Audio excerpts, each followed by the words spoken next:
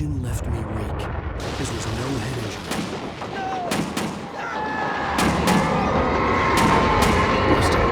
Damn. Rusty, hang on! Oh God! I'm coming! Please, help me! Anybody? Help me! Help me! Can you hear? The visitor center was sturdy, but the impact turned the front of the building into splinters. Rusty was thrown across the lobby like a rag doll and hit the far wall hard. It didn't hurt until he tried to move and saw his leg bend the wrong way, felt the broken ribs stabbing him on the inside. Rusty howled in pain and fear, suddenly afraid to die alone. Anyone? Please! The ranger's office was locked. I'd need a key to get in.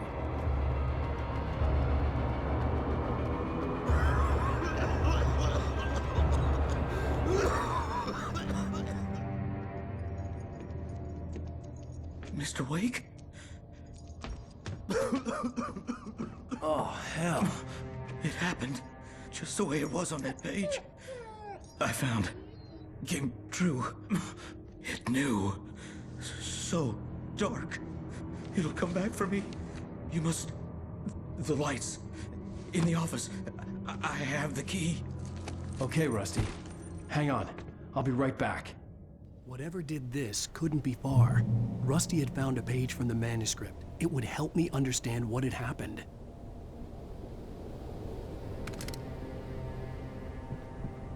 Shh. Good boy.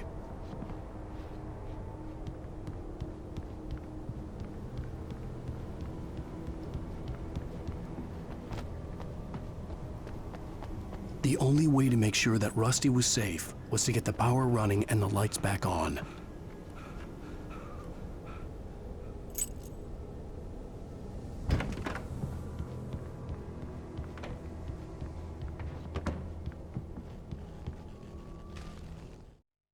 At the last instant, I changed direction and threw myself down. The axe splintered the trunk of a tree. I stumbled into the pool of bright light. My lungs burned. I was too exhausted to move. I tensed as I waited for the killing blow, but it never came. I raised my head. Nothing moved in the darkness beyond. For the moment, bathed in the cold light, I was safe.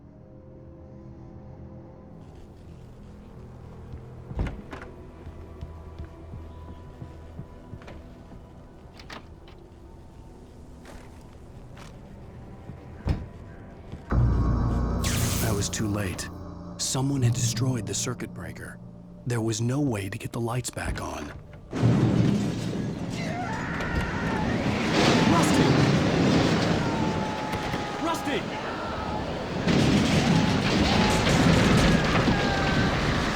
The ground was covered with oily patches that looked like liquid darkness.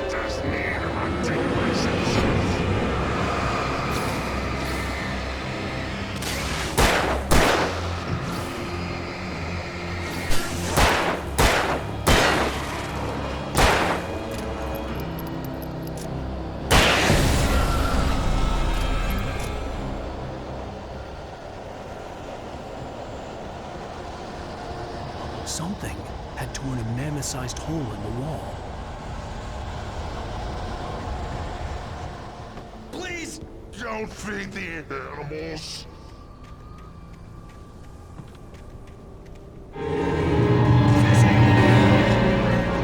For those visitors who purchase a park Fishing. license, obey at all times. Rusty? Rusty, no! Never. No approach closer than 100 yards. To bears and wolves, never approach any other closer than 25 yards. pets must be leashed. At all times. Never leave your pet Unattended. It is It's the law. to remove any is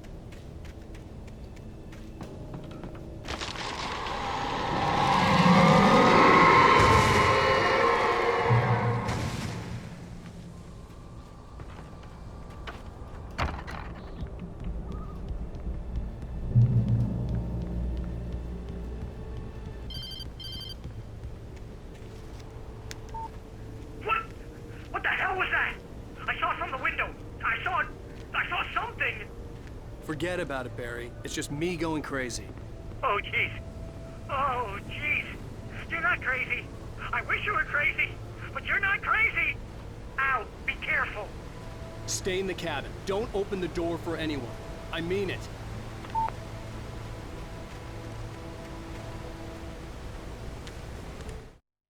In that last instant of consciousness, Rusty thought about Rose. He was older than she was. Rose was barely out of her teens, but she made him feel young and forget what a train wreck his long-dead marriage had been. He still wore the ring. He'd been waiting for her to tell him to take it off. Now she never would.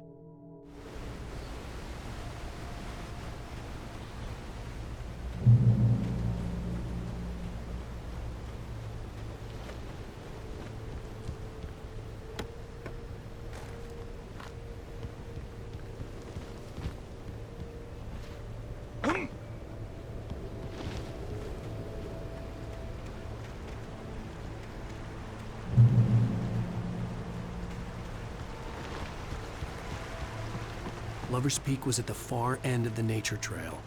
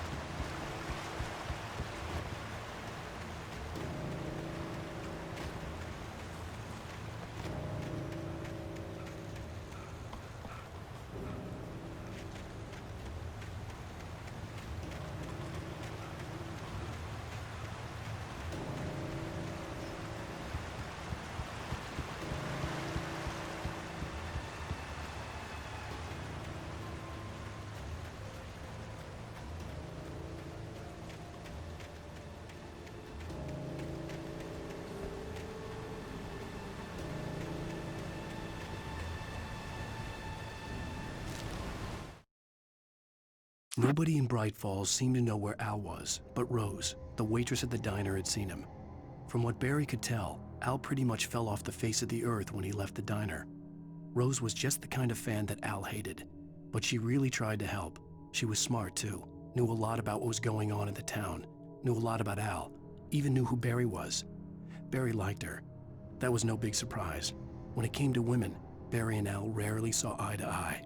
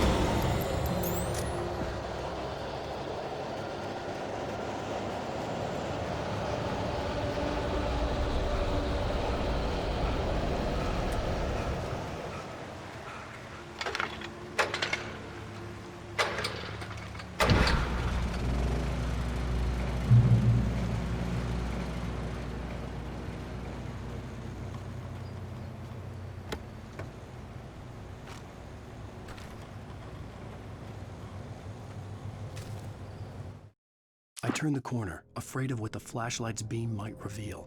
Suddenly, a roughly painted symbol of a torch glowed in the light. Behind it, hidden by a rock, sat a battered metal trunk.